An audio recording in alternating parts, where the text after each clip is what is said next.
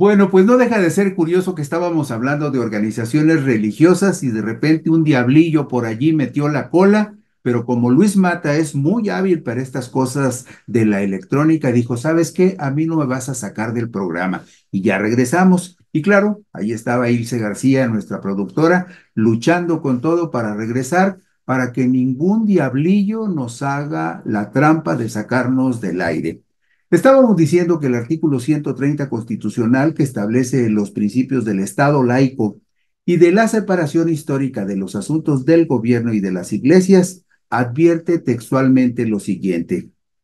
Los ministros de culto no podrán asociarse con fines políticos ni realizar proselitismo a favor o en contra de candidato, partido o asociación política alguna.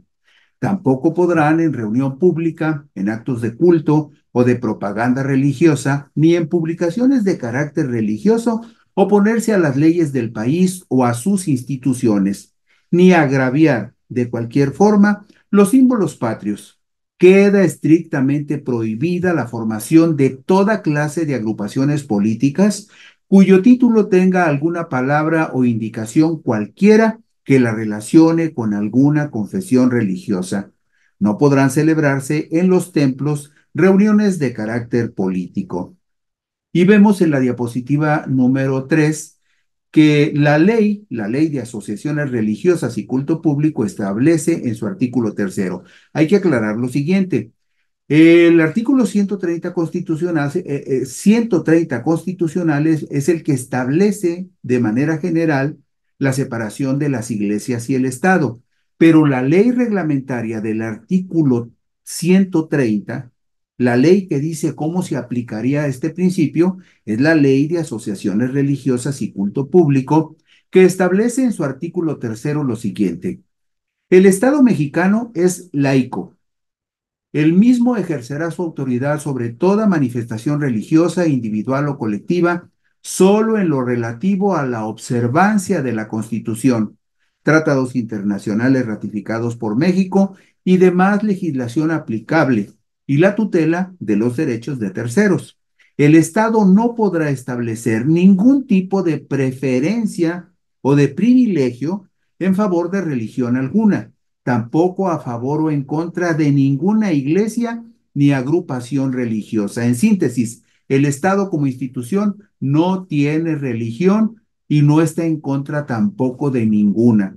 Usted recordará que garantizada por el artículo 24 constitucional, la libertad de conciencia establece que todos nosotros, ustedes y nosotros, tenemos derecho a creer en la devoción que mejor nos convenga o que mejor nos acomode, pero no estamos obligados tampoco a tener alguna devoción religiosa si ese es nuestro gusto. Y esta ley de asociaciones religiosas y culto público es la que hace extensivos los detalles de cómo se ejercen algunos de estos derechos que tienen que ver con la separación de los asuntos del gobierno y de las iglesias y también con la libertad de conciencia. Hay personajes en la vida pública que ejercen como ministros de culto en algunas organizaciones religiosas, de manera oficial o de facto, que ejercen una enorme influencia sobre sus feligreses, pero que pretenden disfrazar, encubrir o negar sus tareas pastorales para evitar las restricciones que les impone la ley. Vemos en la diapositiva número 5 que la misma ley de asociaciones religiosas y culto público establece en su artículo 12 lo siguiente. Para los efectos de esta ley, se consideran ministros de culto a todas aquellas personas mayores de edad a quienes las asociaciones religiosas a que pertenezcan confieran ese carácter. Las asociaciones religiosas deberán notificar a la Secretaría de Gobernación su decisión al respecto. En caso de que las asociaciones religiosas omitan esta notificación o en tratándose de iglesias o agrupaciones religiosas, se tendrán como ministros de culto a quienes ejerzan en ellas como principal ocupación funciones de dirección, representación u organización. Es decir, aún en el supuesto de que las asociaciones religiosas omitan notificar a gobernación que tal o cual persona ya es un ministro de culto, si realiza esas tareas, se le considera de esa manera, aunque no se haya notificado ese estatus. Además, vemos en la diapositiva número 6 que el artículo 12 bis de la ley que legaliza y regula el funcionamiento de las iglesias, ahí hay una advertencia severa con respecto a los recurrentes abusos sexuales que se cometen en las congregaciones religiosas. Una historia recurrente en nuestro país. Si usted ha escuchado noticias sobre los abusos que ministros de culto de diferentes iglesias han cometido particularmente contra menores de edad.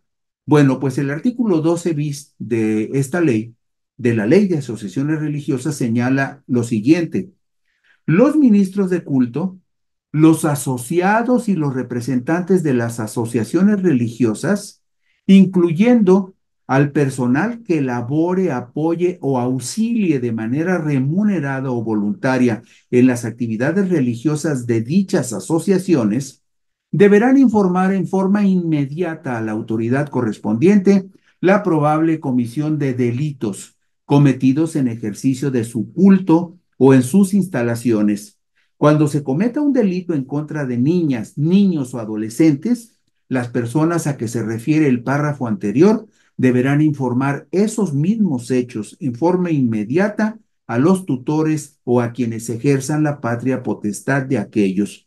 Todo esto que le estoy transmitiendo es el contexto en el cual habría que analizar también la conducta de algunas personas muy vinculadas a algunas asociaciones religiosas. El artículo 14 de la Ley de Asociaciones Religiosas y Culto Público precisa lo siguiente: los ciudadanos mexicanos que ejerzan el ministerio de cualquier culto tienen derecho al voto en los términos de la legislación electoral aplicable. No podrán ser votados para puestos públicos de elección popular, ni podrán desempeñar cargos públicos superiores, a menos que se separen material y definitivamente de su ministerio, cuando menos 5 años en el primero de los casos. Es decir, cuando quieran ser candidatos a un cargo de elección popular, tendrían que haber renunciado por lo menos 5 años antes a su ministerio en cualquier iglesia de la naturaleza que sea. Y en el caso de quienes pudieran ser nombrados funcionarios públicos por designación, tendrían que haber renunciado a su ministerio por lo menos 3 años antes del momento en el que sean nombrados. ¿Por qué todas estas disposiciones? Porque es justamente a la luz de los preceptos anteriormente referidos, que la Secretaría de Gobernación que encabeza Rosa Isela Rodríguez Velázquez debería investigar y analizar los casos concretos de dos relevantes personajes señalados de estar involucrados en la Iglesia La Luz del Mundo, que en los pasados comicios para renovar el Poder Judicial Federal el domingo 1 de junio del 2025 obtuvieron los votos suficientes para lograr los cargos de juezas de distrito.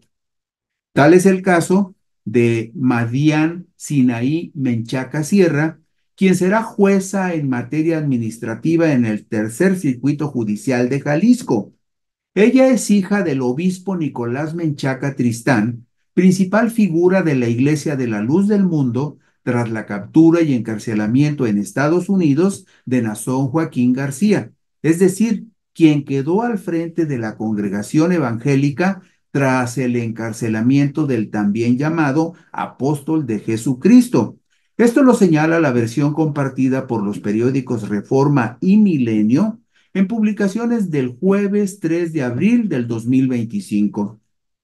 En una información publicada por el periódico El País el 25 de marzo del 2025, firmada por el reportero Cédric Raciel, titulada La Luz del Mundo busca extender sus brazos al Poder Judicial, los vínculos de 4 candidatos a juez con Nazón Joaquín, en ese artículo se incluyen otros señalamientos con respecto a las estrechas vinculaciones de la familia de Madian Sinaí con la congregación religiosa.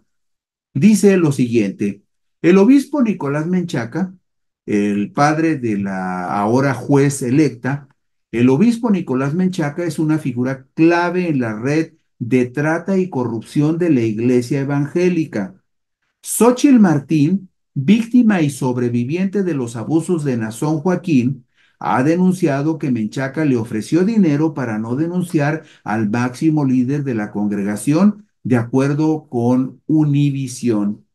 La posición del obispo, padre de Madián Sinaí, era de tal relevancia que, según el medio estadounidense, fue accionista de una de las inmobiliarias del padre ya fallecido de Nazón, un señor que se llamaba Samuel Joaquín, quien fue el fundador de un emporio utilizado para blanquear capitales y como refugio para cometer abusos sexuales. Como no podía ser de otra manera, Menchaca ha sido uno de los más férreos defensores de la inocencia del apóstol de Jesucristo. Esto lo advierte el periódico El País en la nota a la que hacemos referencia, que se publicó el 25 de marzo del 2025. Y vemos enseguida en la diapositiva número 12 los rostros de estas dos juezas de distrito electas en junio del 2025, el 1 de junio, con la marca de la Iglesia La Luz del Mundo. Vemos a Madián Sinaí Menchaca Sierra y también vemos a una joven que se llama Elusay Rafael Aguilar. ¿Quién es Elusay Rafael? Bueno, también logró su propósito de convertirse en juez de distrito. Elusay Rafael Aguilar, Rafael es apellido, quien será jueza penal en el Distrito 4 Judicial del Circuito Judicial número 3, que corresponde al estado de Jalisco. La organización Defensores, que aglutina a personas que se asumen como víctimas del ex líder espiritual de la Luz del Mundo, Nazón Joaquín García, informó que el USAI es maestra en escuelas de la hermosa provincia, colonia donde se asienta la Iglesia La Luz del Mundo en Guadalajara.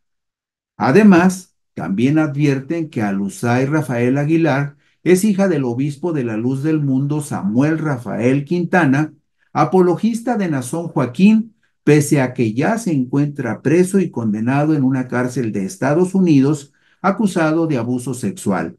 Además, a El Usay se le ubica como integrante de la Asociación de Profesionistas y Empresarios de México, una de las organizaciones a través de las cuales la Luz del Mundo opera política y económicamente, según datos publicados este lunes 9 de junio del 2025 por los periódicos Reforma y El Economista. Todos los datos referidos a estas dos candidatas abrigadas por la Iglesia Evangélica La Luz del Mundo fueron ratificados en información publicada por los reporteros Cédric Raciel y Elena San José, en información publicada por el periódico español El País el lunes 9 de junio del 2025, es decir, cuando estas dos personas ya estaban formalmente electas como jueces de distrito. ¿Hasta dónde? ¿Hasta dónde, en forma corporativa, la Iglesia La Luz del Mundo actuó en los pasados comicios federales del domingo 1 de junio para impulsar el triunfo de sus candidatas? ¿Hasta dónde se involucraron sus pastores? Esas son respuestas que tendría que ofrecer, luego de una muy seria y detallada investigación, la Secretaría de Gobernación para cumplir su obligación de preservar el respeto y el cumplimiento de las leyes. Pero no es el único caso en donde una iglesia se involucra en favor de algún propósito que tiene que ver con cuestiones de gobierno. La Secretaría de Gobernación debería poner atención en las actividades que realiza la Asociación Civil Construyendo Sociedades de Paz, que con la anuencia del Instituto Nacional Electoral impulsa la realización de asambleas distritales con el propósito de cumplir los requisitos para solicitar formalmente el registro de un nuevo partido político que se denominaría Construyendo Solidaridad y Paz. Esta organización, que hasta el pasado miércoles 18 de junio del 2025 había realizado ya 51 asambleas distritales de las 200 que le exige la ley en un plazo que se cumplirá en febrero del 2026, es impulsada por los ex dirigentes del Partido Encuentro Solidario y del Partido Encuentro Social, Armando González Escoto, y el actual diputado federal por Morena, Hugo Eric Flores Cervantes. Y vemos en la diapositiva 17 los rostros de estos dos morenistas, exdiputados del Partido Encuentro Social, que impulsan el surgimiento del Partido Evangélico, Armando González Escoto y Hugo Eric Flores Cervantes. A confesión de parte, relevo de prueba. Ese es un principio jurídico que podría aplicarse a la organización Construyendo Sociedades de Paz. Pues el jueves 10 de abril del 2025, en un salón de la Cámara de Diputados de la Federación, el legislador morenista Flores Cervantes proclamó su fe religiosa en una conferencia de prensa en la que estuvo acompañado por pastores evangélicos en el recinto oficial del poder legislativo de un gobierno laico. El diputado morenista Flores Cervantes reveló sin recato alguno que desde las iglesias evangélicas afines a su proyecto político, se promocionaban las asambleas para la integración del partido Construyendo Solidaridad y Paz, que pretendería revivir al desaparecido Partido Encuentro Social, que luego se transformó en Partido Encuentro Solidario. Esto fue reseñado por los reporteros Enrique Méndez y Fernando Camacho en una nota informativa publicada en el periódico capitalino La Jornada el jueves 10 de abril del 2025. Le doy todas estas referencias porque usted, si está interesado, puede ir directamente a la fuente y checar los datos que yo le comparto.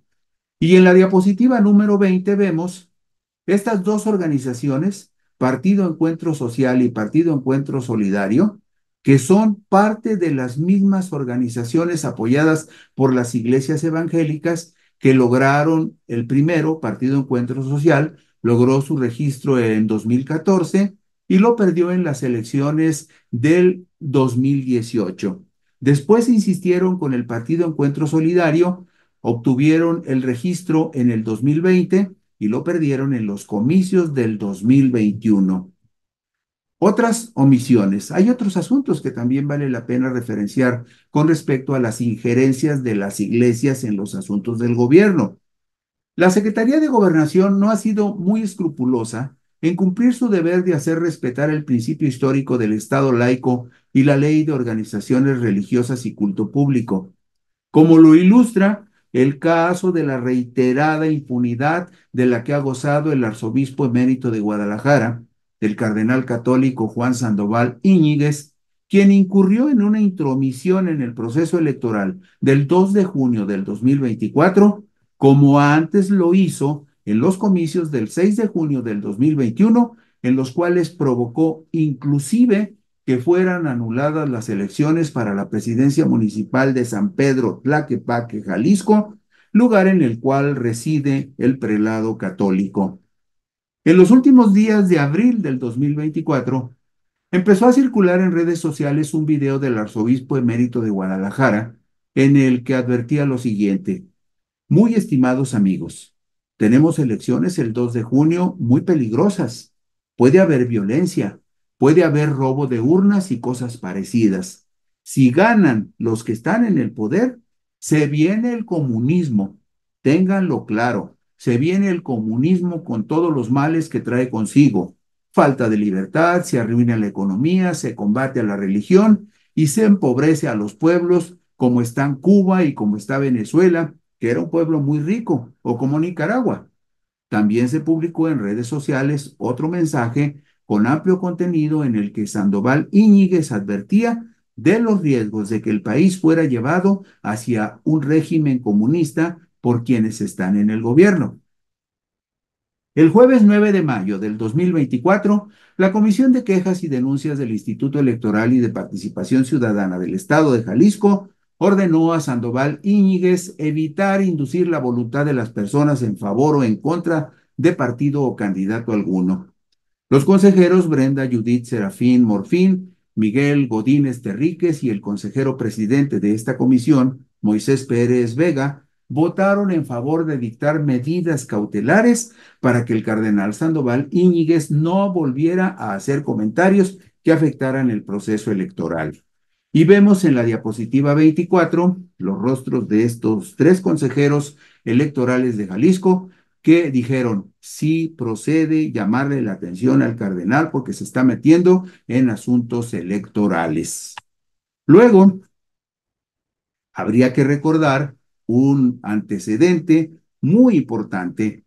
El jueves 30 de septiembre del 2021, la Sala Superior del Tribunal Electoral del Poder Judicial de la Federación anuló las elecciones para presidente municipal realizadas el domingo 6 de junio del 2021 en San Pedro Tlaquepaque, Jalisco, lugar de residencia del cardenal Juan Sandoval, quien a juicio de la autoridad electoral sí intervino en los comicios con el deliberado propósito de afectar al candidato del partido Morena, que tenía posibilidades reales de ganar la alcaldía.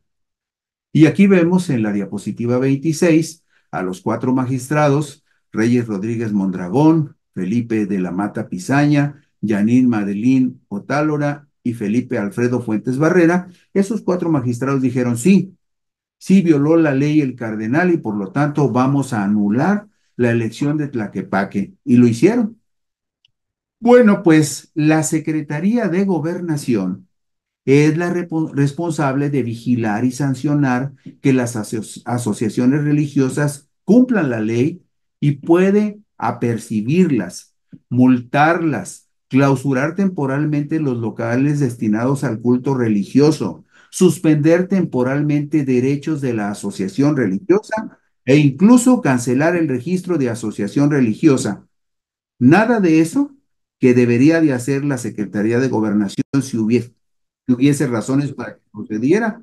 Nada de eso ha sucedido en los últimos tiempos, pero de que se requiere su intervención para analizar específicamente estos casos que le planteo, eso no pueden negarlo. Y con esto concluimos hoy puntos y comas. Gracias por su gentileza, su paciencia. Buenas noches, descansen ustedes y nos vemos el lunes.